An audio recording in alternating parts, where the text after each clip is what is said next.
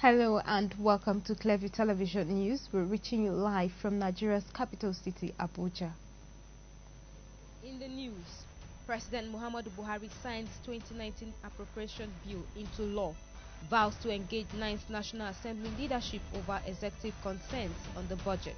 Federal government renews commitment to protection of children's rights and the fight against menace of drug addiction and abuse among young children in 2019 Children's Day speech. Big center-right and left blocs lose combined majority in European Parliament election amid increased support for Liberals, the Greens and Nationalists. I am Rose Audu with the details of these and more.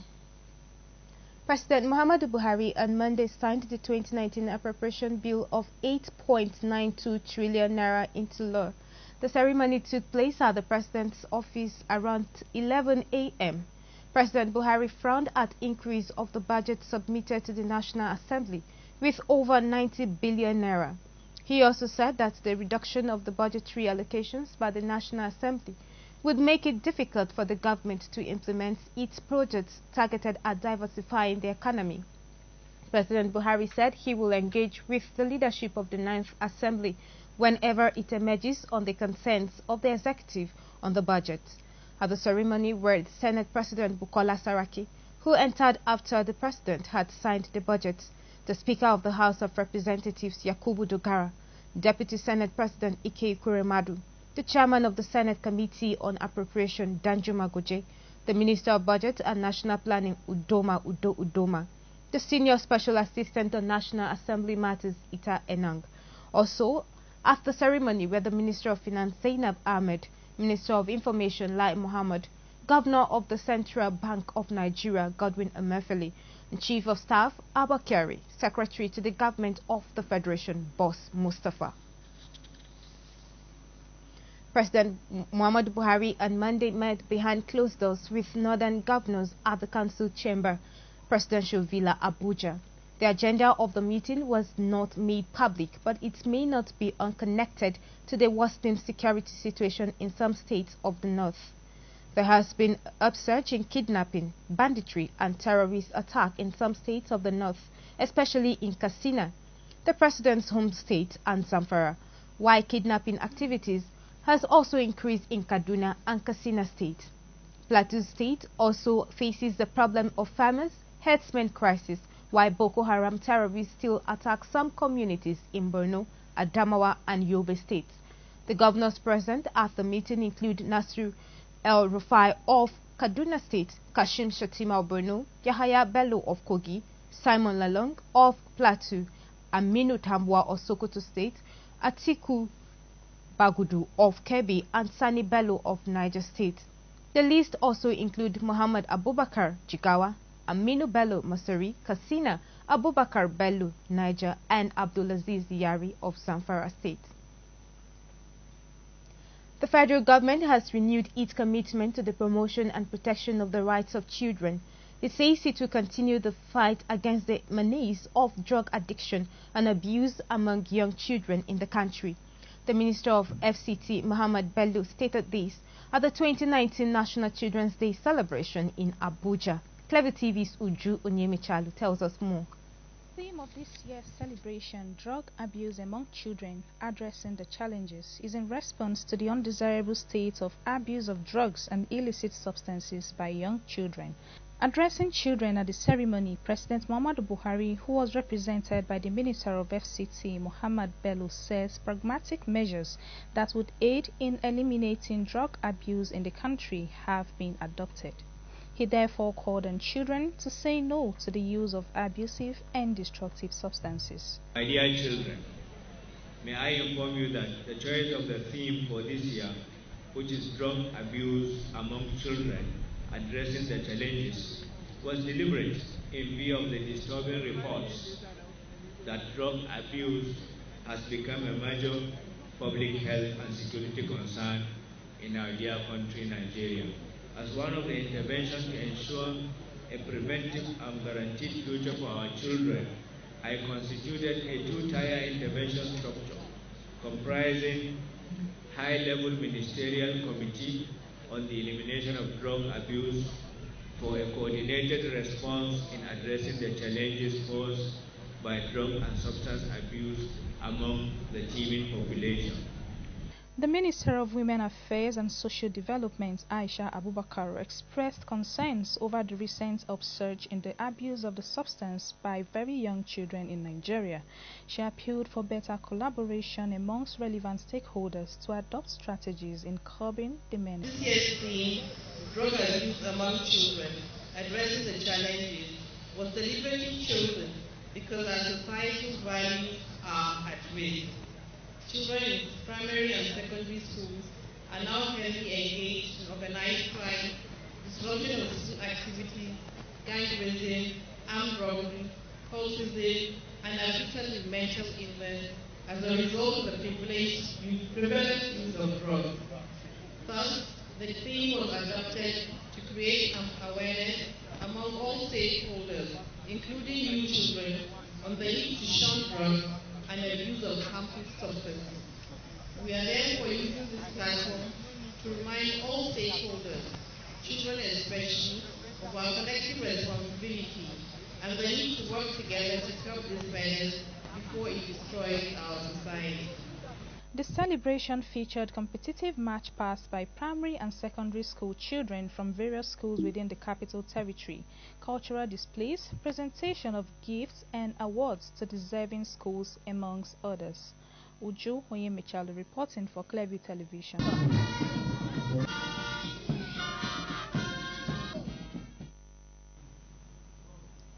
Ashley Miran Yusuf Foundation on Monday in Abuja organized a party for children in Abuja as part of the 2019 Children's Day celebration. Our correspondent Joy Ezekwe, who captured the event, said it was a rewarding time for the children who were in high spirit for the day.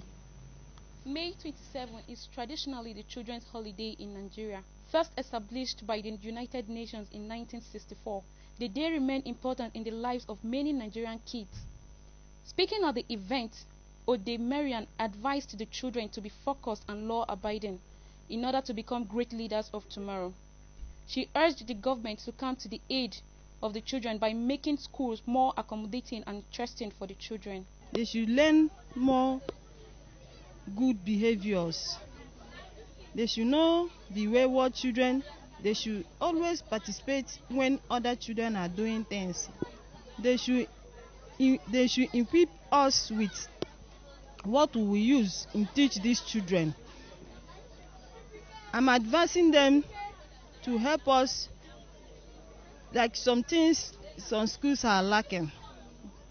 These days we lack many things in the school. They should help us to make sure that these children are putting in order in their various schools. Also speaking at the event, a teacher, Margaret Atney, urged government to provide and give awards to scholarship and children solicited for more extracurricular activities to enable them participate socially with one another. They should be focused, they should take their studies serious, and government has a lot to do. And for me, I would say they are really not doing quite a lot for the children, because we'll keep talking about Child Act rights, which is not even working in Nigeria. We'll discover that the children, some of them are going through a lot, and there is nowhere we'll take them to where this problem can be resolved. And I would say government has abandoned the children for quite a long time, and even up to this moment. So they have a lot to do by making school accommodating for the children, and making school charges easy for parents that cannot really afford it. It's quite a lot on most parents. So government should make school accommodating for our children. A parent, Joy Ugoji, advised children to take their studies seriously to avoid becoming wayward, and called upon the government to equip teachers with more teaching aids to enable them impart knowledge better. And I would like the government to encourage the children by organizing a day like this for them. Teach them moral things and help them in their education system by providing good things for them, materials, and giving them scholarships. As children celebrate their day, it is important that parents and caregivers install the right morals in them to ensure that they grow to become responsible adults in the society. Joy Isekweyi reporting for Clearview Television. You're still watching Clearview Television. The news continues after this timeout.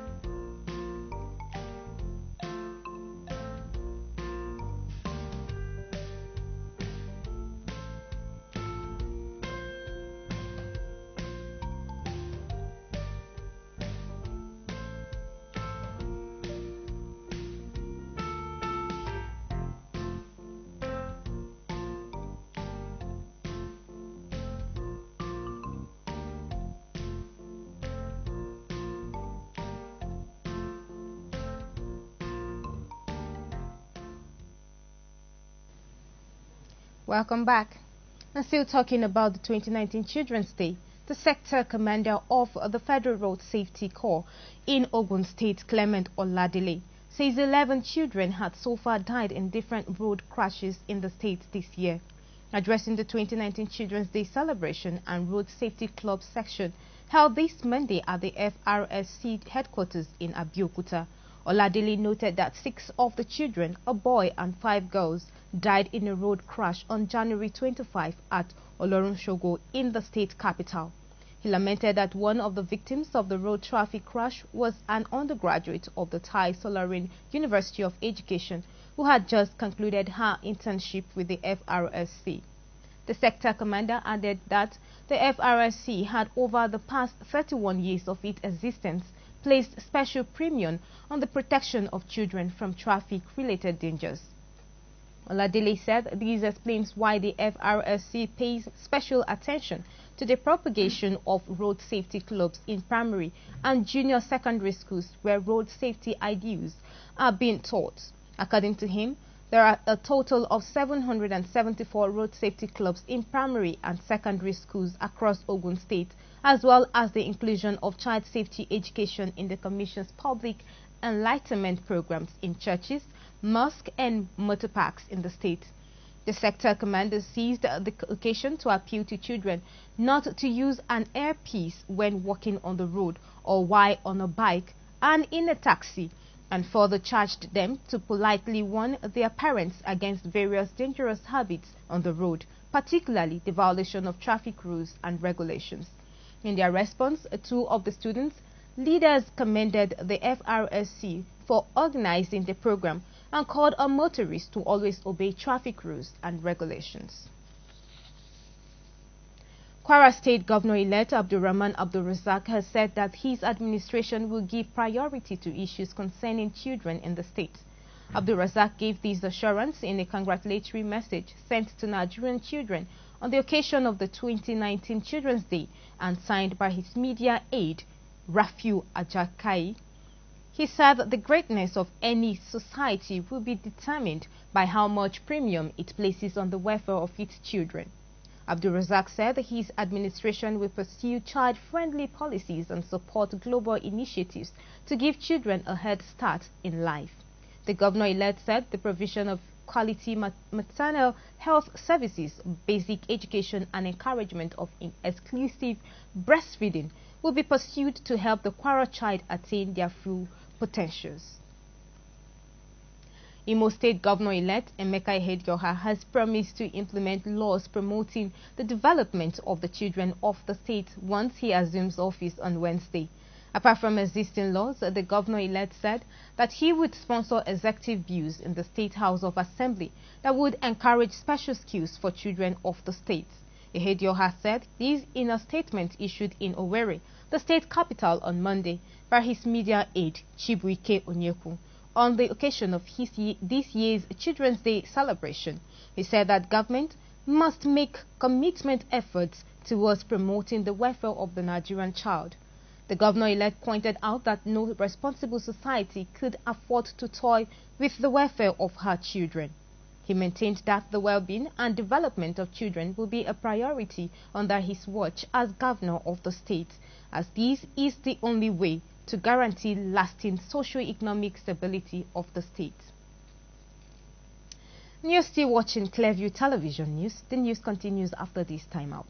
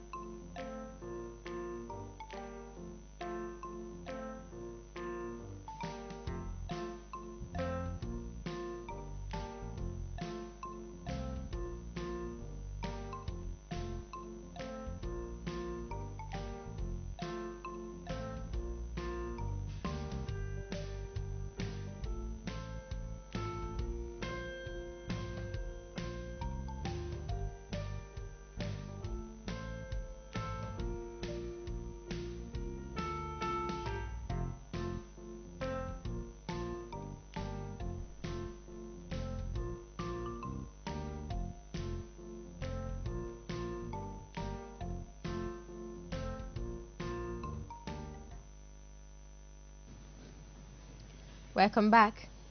The Independent National Electoral Commission (INEC) has issued certificates of return to the Zamfara State Governor-elect Bello Matawali and his deputy Mahdi Gusau, alongside 3 senators-elect and 7 members-elect of the House of Representatives in Abuja. At the presentation ceremony in Abuja this Monday, INEC Chairman Professor Mahmood Yakubu restated the importance of conducting proper party primaries before elections in order to reduce the spate of litigations associated with the electoral process. He said it is regrettable that at the moment there are 809 pre-election cases pending in various courts across the country challenging the conduct of primaries by political parties for the 2019 general elections. Clearview TV and Niete Patrick completes the story. Against the backdrop of election litigations in Zamfara State, INEC, in compliance with the judgments of the Supreme Court, at this occasion is issuing 12 certificates of return to the governor-elect, deputy governor-elect, 3 senators-elect and 7 members-elect of the House of Representatives. 24 certificates will be presented in Gusau to winners of the State Assembly elections in Gusau on Friday, May 31st. Yakubu re-emphasized the need for political parties to strictly adhere to INEC's guidelines, even though it is their obligation to conduct credible primaries for the nomination of candidates. He insisted that unless political parties rise to the challenge of internal party democracy, the nation's democracy in particular and electoral process in general can never be verified. At the moment, there are 809 pre-election cases pending in various courts across the country, challenging the conduct of primaries by political parties for the 2019 general elections. This is clearly more than the total number of petitions currently before the various election petition tribunals nationwide, challenging the outcome of the main elections. Responding on behalf of the winners, the governor-elect, one of the legislators-elect, and the chairman of the Inter-Party Advisory Committee all called on the people of Zamfara State to see their victory as a divine design to move the states from obscurity to progress, that they can all enjoy the dividends of democracy. I therefore call for all citizens of Zamfara State to take this back as the will of God, as not our own doing. This is what God has destined to all of us. And as the chairman said, this is a bitter lesson to the political parties. We have and we must abide by the rules and the laws of the country in order to guard and to safeguard our democracy. This day marks a turning point in our democracy in Nigeria, where justice prevails. You know, it gives us delight that no one man can just do what he wants in Nigeria anymore. That democracy will always prevail, whether through the courts or through the Electoral Commission? There can't be crisis because even the actors that defended this case in court already know that there's a process. If they are not trust the judicial system enough, there would have been crisis have been issue. But they put all their hope in the judicial system, both the defendant and those who are the plaintiff. But at the end of the day, the result has come. It must always favor one side. If you favor this side, this other side will accept it. And the only way you will be able to accept a judgment is for you to plan for the next 4 years. The Commission had before now announced the withdrawal of 25 certificates of return and issued to persons declared winners in compliance with judgments by courts of competent jurisdiction. With the Zamfara case, the figure has now risen to 64. In addition, the Commission is studying 9 more judgments served it in the last 1 week, in which primary elections conducted by different political parties were overturned by the courts. Annie T. Patrick, reporting for Clearview Television.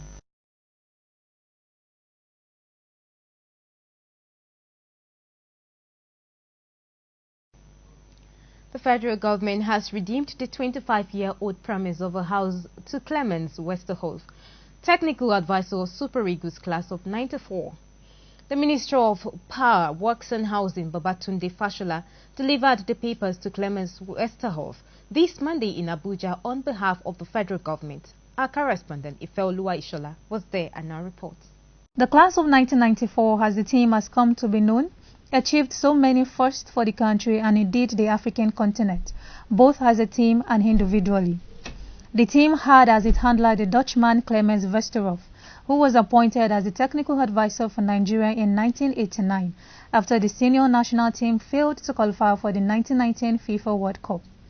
Westerhoff rebuilt the team, which eventually amazed the world and took Nigeria from the 79th position to the 5th position of the FIFA ranking, with a mixture of players from the local league and foreign clubs. As a mark of appreciation, the country in 1994 promised Clemens a house in Nigeria, which failed to materialize until the occasion of the 25th anniversary of Super Eagles of 94 squad and the Dream Team of Atalanta 96 in 2019. The Minister of Youth and Sport Development, Solomon Delong, here represented by Tayo Oreweme, appreciated the members of the Golden Era and the fulfillment of the promise made 25 years ago. I salute every member of the Golden Era that brought joy to millions of Nigeria for their determination and dedication to the service of their fatherland. I also pray for the repose of the soul of members of the team that have departed from us. Distinguished ladies and gentlemen, in keeping with his traditional of fulfilling promises, you will recall that His Excellency President Mohamed Buhari, GCFR, promptly delivered on his promise made when he was head of state to the victorious 1985 Golden Eaglets team when he assumed office in 2015.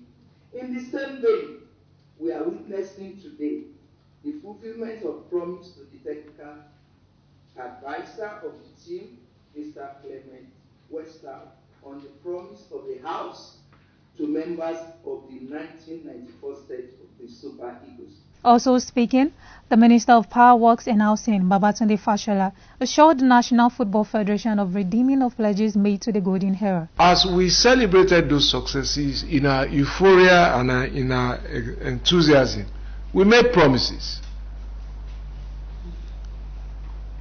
We promised all sorts of things, but certainly there was no follow-up. So I will advise that for us to respond to those requests now, you must document them to us. Those who have received what they got, those who haven't received what they were promised, and you must pass them through your ministry to us so that there are clear records of what we need to do. As soon as we get that documentation, I assure you this ministry will respond. Clement Westerhoff in his response expressed his gratitude to God and the government for the gift of the house. I thank God for these blessings, and I thank God that I'm invited here today for the people on the high table, for you all, to collect my papers.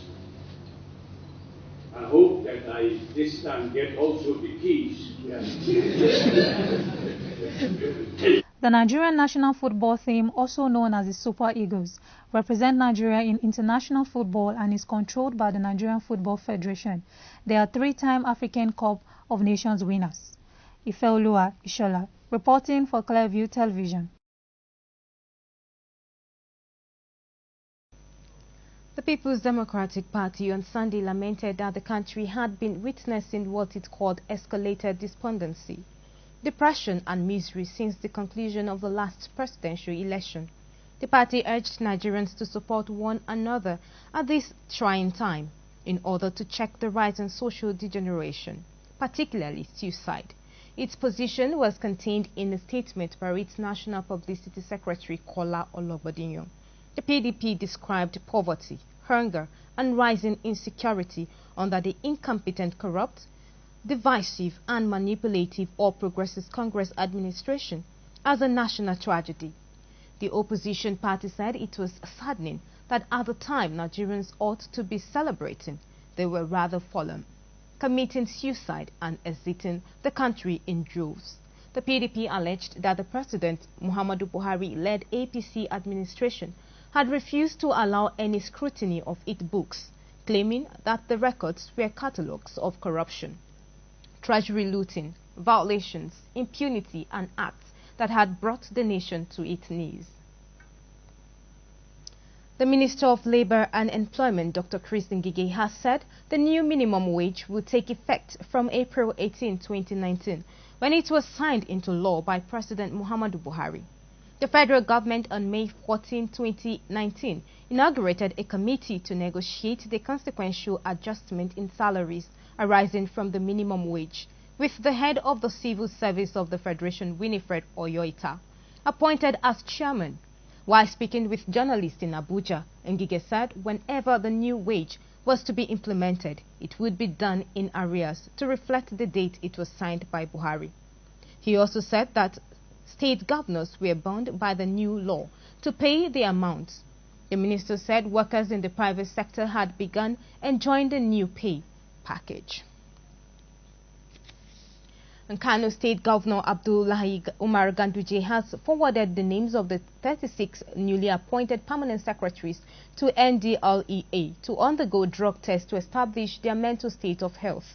And before assuming duties, the governor warned that any of the new appointees who fails the test would be dropped, adding that his administration has zero tolerance for drugs. According to him, the measure was aimed at ensuring that only those with sound mental health were appointed to positions of authority, to enable them offer quality and effective leadership to enable the state government ascent to the next level of economic growth.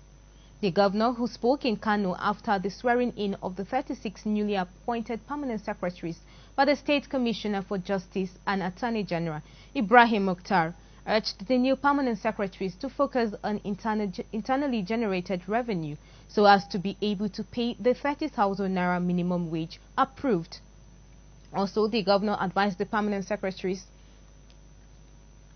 to demonstrate leadership by example by being the first to resume and the last to depart, adding that they must avoid indiscipline, lateness and early closing from work. Elders of the All Progressives Congress APC in Akwa Ibom State have alleged that former governor of the state, Senator Godswill Akpabio, is unfit to become a minister under the next administration of President Muhammadu Buhari. The elders, in a letter to President Buhari, which was made available to newsmen on Sunday, warned him not to dent his image by appointing Senator Akpabio as a minister because of the corruption allegations hanging on his neck. The group, under the aegis of Ibon Integrity Initiative in the protest letter, warned that appointing the former governor a minister will only be an invitation for crisis in Akwa Ibom. The protest letter was signed by the executive vice president of the group, Dr. Asukwa Ediden Etem, and copied to the national chairman of the party, Adams Oshomole, the secretary to the government of the Federation, Boss Mustafa, and the chief of staff to the president, Abba Kyari. Akpabio, a former People Democratic Party chieftain and ex-Senate minority leader, is among top senators who lost their bid to return to the Senate during the recent general elections. The chances of Yahaya Bello of securing a second term as Kogi State Governor brightened recently when traditional rulers, market women, youth, members of religious bodies and other groups from Kogi Central converged on the state capital, Lokoja, to express their support. Governor Bello assured them of his continued efforts to make Kogi Central and the state as a whole better with each passing day, as long as he remains as the state's chief executive. Hundreds of traditional rulers, old and young men and women, were present at the Kogi Central Stakeholders Meeting held in Lokoja to appraise the performance of the Yahaya Bello administration and endorse the governor for a second term in office. The monarchs who spoke said Yahaya Bello has done credibly well, governing in a way different to what had been witnessed in the past. The special advisor to the governor on local government and chieftaincy affairs, who reacted to journalists' questions, said the meeting was conveyed by the people to enable them present their scorecard of Governor Yahaya Bello's performance. Performance is a time-conscious thing. You have to give somebody time to perform. You don't just ask somebody who is born today to start walking or to start crawling. He has to go through the remainder of crawling, learning to walk, learning to talk, learning to run. So he has spent the past 4 years trying to see what he can do to move Kogi forward. And I think it's just apt for us to give him the other 4 years for him to perfect what he has already started. Governor Bello promised his unalloyed commitment to make life better for the people if re-elected in the November election. We reminded ourselves where we were coming from and where we are now and what we intend to do in the next second term that by the grace of God we are going to return to the office. So basically we reminded ourselves of all this, and I promised them that by the grace of God I will never disappoint them if I return back in my second term. I intend to build on what we are doing now and to clear the mess that is left, complete our infrastructures after commissioning those very much that we are able to complete.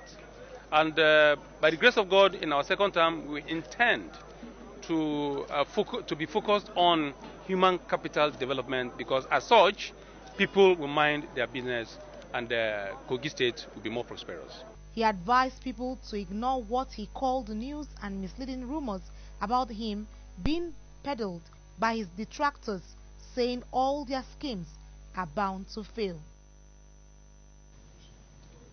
The Daura Emirate Council in Katsina State says it has suspended all activities lined up to mark the forthcoming Eid al-Fitr Salah celebrations scheduled to commence next week.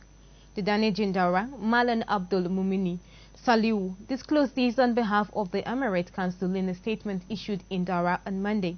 Saliu said the suspension of the Salah activities was due to the recent unfortunate security breaches bedeviling some parts of the state.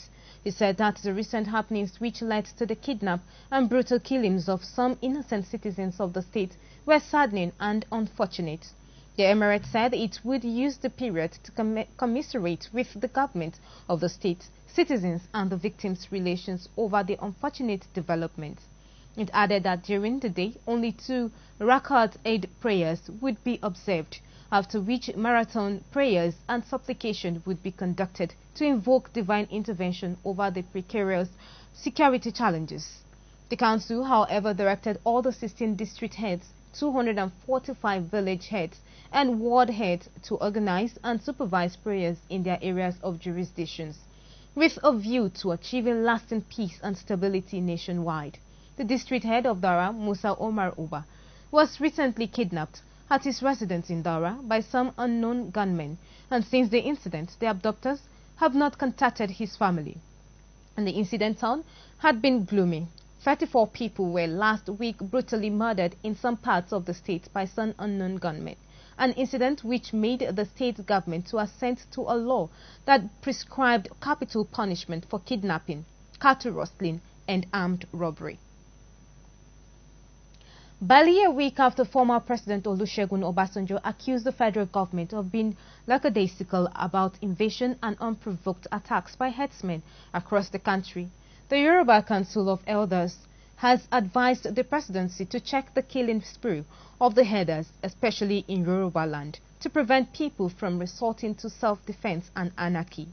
This came as Agbekoya Farmers Society said it will not fold its arms while killings, rape and kidnappings go on unabated by herdsmen.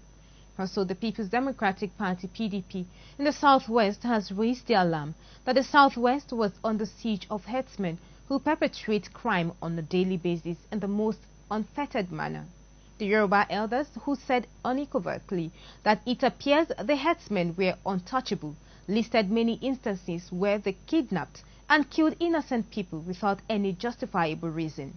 In a statement by its president, Colonel S.A. Agbede, retired, the Elders Council alluded to the adoption of a professor and lecturer at Obafemi Awolowo University, Ife, recently on Ibadan-Ife Road, as well as several killings of Yoruba sons and daughters in their farmlands and herdsmen to justify its worries, insisting that the trend be stopped, making reference to a report that there were 1,123 cells built by herdsmen within the Southwest. The Yoruba Council of Elders called on its people to be on guard and hold the issue of security so dearly to prevent further loss of lives and property. The Nigerian Air Force says the air component of Operation Hadarin Daji has destroyed bandits' camp and neutralized dozens of bandits in airstrikes it conducted at Domborol Forest in Zamfara. Air Commodore Ibikunle Daramola, NAF Director of Public Relations and Information, who announced this in a statement on Sunday in Abuja, said the operation was conducted on Saturday. The operation, Hadarin Daji said, was executed in pursuant to human intelligence, reports indicating that some locations within the forest were being used by the bandits as hideouts, including a group of huts belonging to a notorious kingpin named Dangote. Daramola said the NAF, working in consonance with other security agencies, would sustain its operations to flush the bandits out of the northwest of the country. It was dashed hopes for the Bello family after the dead body of their daughter, Adewura Latifat, was allegedly found floating in a canal at the Iyanapaja area of Lagos, 12 days after she was declared missing. The 26-year-old got missing on May 15 in Lagos and was last sighted by her colleague, who dropped her off at Medical Road, opposite Ikeja bus terminal. At about 6 p.m. of same day, she had reportedly told her sister that she was around Cement bus stop on her way home. That was the last anyone heard of her. The family raised an alarm on social media and a public search began for the deceased, fondly referred to as Wura. After the family reported to the police, her phone number was tracked to Badagry, but she wasn't found until 7 p.m. on Sunday when her family identified her body. According to findings, on the day she was declared missing, she had boarded a motorcycle in the downpour to hasten her journey home. On getting to a flooded road, the motorcyclist, who was warned by onlookers to wait for better visibility, ignored them and attempted to ride through the flood. The both ended up being swept away by the flood, but the motorcyclist, however, survived and was immediately rescued by pedestrians and handed over to Moshalishi police station. Adewura was, however, unlucky as she was swept into a canal through an opened manhole. When contacted, the state police spokesman DSP Bala Elkana ruled out abduction given that no ransom was demanded, while admitting that he was just hearing that her body has been found. He said there was no possibility of it being a kidnapping case. Voice 360, a media and advocacy group that uses spoken words, poetry as a tool for raising giants and restoring hope to the nation, Saturday in Abuja brought together poets and lovers of poetry to a night of spoken words called Poet View, Extraordinary, with the theme Game Nigeria.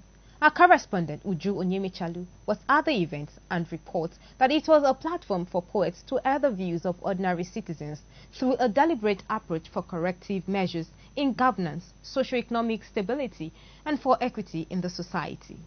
The report. The night celebrated all aspects of spoken words, not just as an art, but also as a part of life. It also sought poet's narrative of Nigeria by reminiscing on her past, analyzing her present, and proffering a lasting solution to the present errors. The amount we offer to spend less time on queues because we know someone who knows someone who knows someone. Looking beyond religious differences and states of origin. Let merit and credibility our grading systems rule. Let honesty be our topmost value. Let us have genuine regard for human life, loving our neighbors and shunning this life of strife. So this is the future we were talking about, and now we are in the future. And we were asking ourselves, we don't want to stay here, but the loudest voice on the street kept saying, we die here. Hey, just count me out, I don't want to stay here. Hey, Nigeria.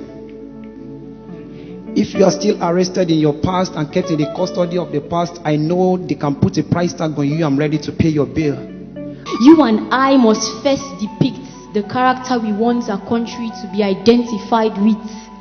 So wherever you are, whatever you do, wherever I am, whatever I do, we must remember that you are, we are, I am Nigeria. Some guests and poets spoke on the relevance of spoken words and poetry in general in solving myriad of societal problems. That was in Nigeria that our forefathers loved, that they fought for, that they laid their hands for. But it was like the identity of that Nigeria was kept from us, the citizens. The identity was introduced to us, so we embraced the identity, but something happened, it was taken away from us. So we kept weeping, we kept crying, we kept yelling, but she couldn't hear us. So it's as if the Nigeria's back has been turned against our citizens. So even when we are saying Lamata Baktani, why has thou forsaken us? She couldn't hear us because some people have actually kept her in a custody, and we are saying that if you have been arrested and you are still in the past that was introduced to us, then please, they should just name your price tag. You are ready to pay your bill. We need to move beyond criticizing to taking responsibility for what we can do to make Nigeria a better Nigeria. As we ask for Nigeria to be given to us, we have to be ready to put the privilege on the back seat and take responsibility when Nigeria is given to us. So let's exchange ideas. How can we make Nigeria better? So we're not complaining anymore. We're using spoken word to speak about Nigeria and to first solutions. It's also very important for us as writers, as poets, to not just talk about cliches, not just randomly rant because we feel like we are gifted to, but also to talk about things that we want to see, that can inspire another person to be a better person. We need to produce some of this poetry and put it out there. We live in a social media generation. Produce it and put it out big time. I think that's what they need to do. Spoken word is a performance art that focuses on the aesthetics of wordplay. It includes the use of creative word selection, unbiased approach, technical delivery, and political non-interference in tackling issues. Uju Oyemechalo reporting for Clearview Television. And you are still watching Clearview Television. The news continues after this timeout. This used to be me.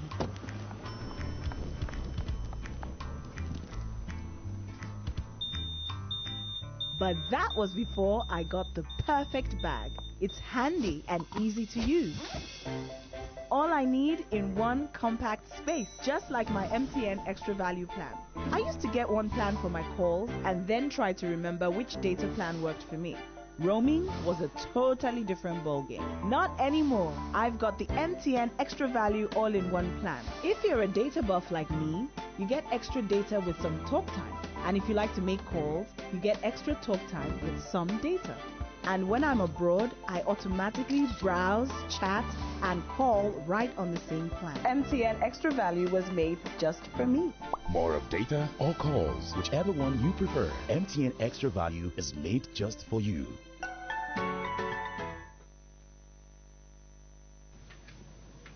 Welcome back. And on the foreign scene, the big centre-right and centre-left blocs in the European Parliament have lost their combined majority amid an increase in support for Liberals. The Greens are nationalist. Pro-EU parties are still expected to be in the majority, but the traditional blocs will need to seek new alliances. The Liberals and Greens had a good night, while Nationalists were victorious in Italy, France and the UK.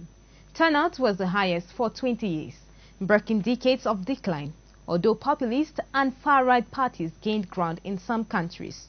They fell short of the very significant gains some had predicted. The centre-right European parties, People's Party remains the largest bloc, and analysts say it is likely to form a grand coalition with the Socialist and Democrats bloc, with support from Liberals and the Greens. In the UK, the newly formed Brexit Party claimed a big victory, and the strong performance by the Liberal Democrats came amid massive losses for the Conservatives and Labour. U.S. President Donald Trump has become the first foreign leader to meet Japan's Emperor Naruhito. Trump, who is currently on a 4-day state visit to Japan, was greeted by the Emperor and Empress Masako at the Imperial Palace in Tokyo. The U.S. leader said ahead of the meeting that it was a great honor. Emperor Naruhito ascended the throne earlier in May after his father Akihito stepped down, the first abdication by a Japanese emperor in centuries. Trump and First Lady Melania Trump were greeted by a Japanese honor and crowds waving U.S. and Japanese flags as part of a formal welcoming ceremony on Monday. The U.S. president is said to have given a slight bow to the emperor and empress before entering the palace. According to Newswire Reuters, Trump and Mrs. Trump will return to the Imperial Palace later in the evening for a dinner banquet. French police have arrested 2 men after a suspected parcel bomb exploded in Lyon last week, injuring 13 people. The device, packed with screws and ball bearings, detonated outside a bakery on Friday afternoon. One of the men arrested, a 24-year-old, is a suspected bomber. Prosecutors say no details have been given on the order. Police had been hunting for a man seen cycling near the scene of the blast wearing a balaclava and rucksack. Anti-terrorist prosecutors are leading the investigation, coordinating with Lyon Police and France Internal Security Services, the DGSI. The explosion struck near the corner of 2 crowded pedestrian streets in Lyon's historic city center. Investigators have reportedly recovered screws, balls, bearings, along with a printed circuit, batteries, and a remote-controlled trigger device. Denis Brosquois, the city's district mayor, told press that the charge was too small to kill, and a government source told newsmen it had been a relatively weak explosive charge. Those hurt, including a girl aged 8, appear to have suffered superficial injuries. You're still watching Clearview Television News. At this point, we will join Tolulope Oguntimeyi for the latest in the world of sports.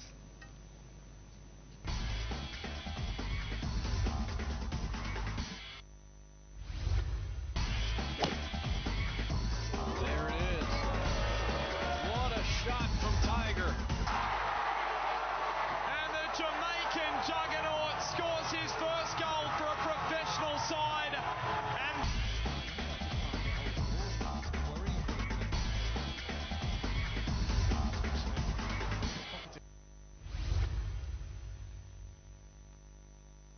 hello and welcome to the sporting segment of Clearview Television News. I'm Oguntimeyi Tolulope Oguntimeyi. Nigeria's ambassador to Austria and Slovakia, Her Excellency Mrs. Vivian Okeke, on Sunday paid a visit to the Avita Resort camp of the senior women national team, Super Falcons, who are in residential camping ahead of their participation in the 8th FIFA Women's World Cup Finals. Speaking to the players, Okeke said the embassy received a letter from the Nigeria Football Federation on the arrival of the team, and Her Excellency and mission staff had come to ensure players and officials were happy and well catered for.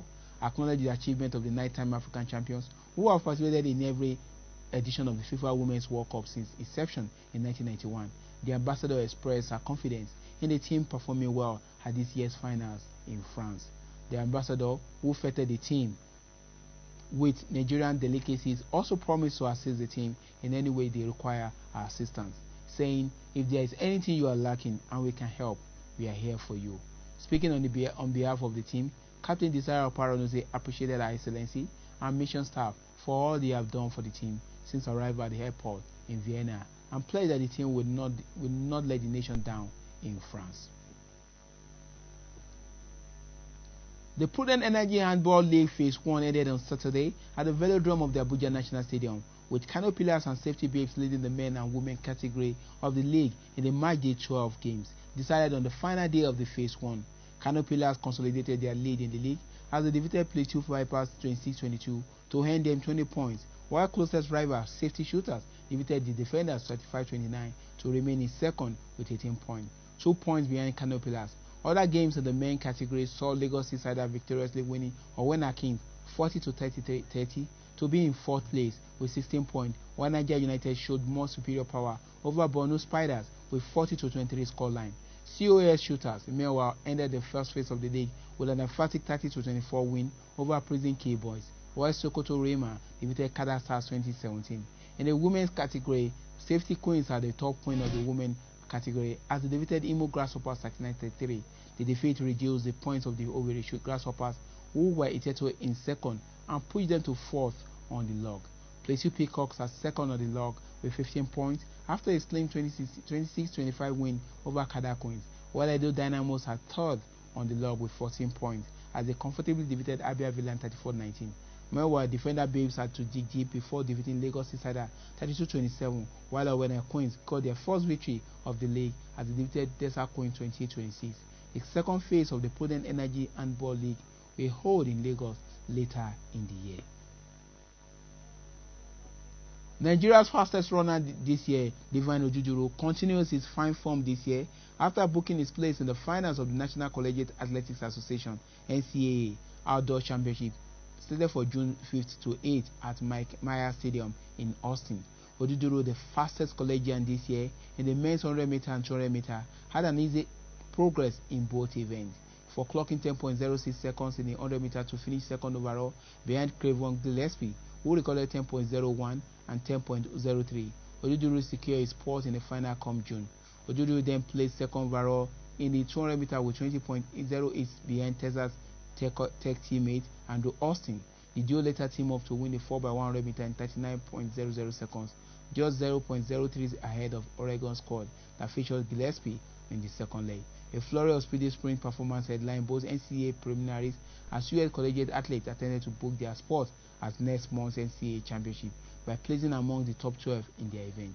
There were 5 fast times in the shorter sprint, 2 as Ghanaian sprinter Joseph Amoah of Coppin State topped both rounds of 100 meters, clocking a personal best of 10.10 seconds. He was closely followed by Japan 2015 World Under-18 champion Hakim Sani Brown, who recorded 10.13 seconds. Lewis Hamilton has described his performance this season as average, despite winning 4 Grand Prix and finished second in his other 2. Hamilton has also started on pole position twice, unleashed a blistering lap around the Strait of Monaco at the weekend, and set one fastest lap. He has taken a record from Michael Schumacher with his 59th pole for a single team, one more than the German great manager at Ferrari, and with 77 wins, is closing in fast on Schumacher's record 91. The 5 times world champion's own assessment, with 15 races remaining, is that he can and will do better. Hamilton has a habit of saving the best to last, calibrating things early on and then hitting the equivalent of a turbo button after the August break. The 34-year-old has won 4 of the last 5 world championships with Mercedes after a first title with McLaren in 2008, but this year he's looking as competitive as he has ever been. And that's it from the sporting segment of Clearview Television. I'm Oguntimei to Lulapo Oguntimei.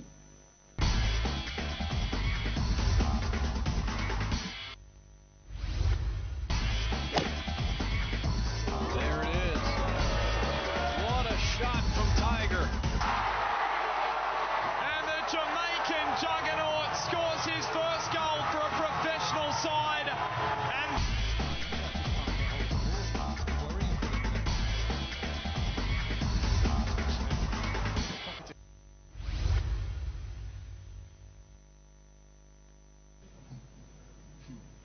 And thank you to Lulupe Oguntimei for the latest in the world of sports. Before we go, another look at our top stories. President Muhammadu Buhari on Monday signed the 2019 appropriation bill of 8.92 trillion naira into law, with a vow to engage with the leadership of the 9th Assembly whenever it emerges on the consent of the executive on the budget. The federal government has renewed its commitment to the promotion and protection of the rights of children as it celebrates Children on 27th May. The big centre-right and centre-left blocs in the European Parliament have lost their combined majority amid an increase in support for Liberals, the Greens and Nationalists. And that's the news. Remember that you can subscribe to our YouTube channel via Clearview TV. Like us on Facebook via Clearview Television. Follow us on Twitter at Clearview Online. Follow us on Instagram at Clearview TV_NG.